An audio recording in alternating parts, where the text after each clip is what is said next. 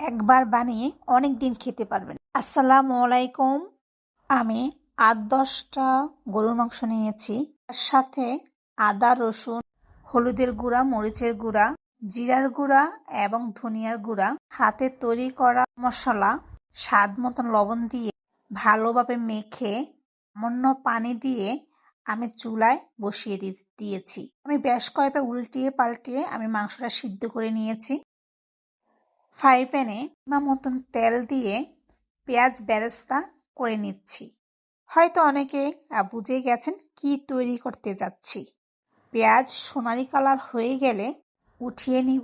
তারপর কেটে রাখা রসুনটি ব্রাউন কালার ভেজে নিব। তারপর ঝাল ঝাল শুকনো মরিচ ভেজে নিব। সিদ্ধ করা মাংসটি তেলে ভেজে নিয়ে জাস্ট আর এখন তৈরি করে ফেলবো সেই খাবারটি।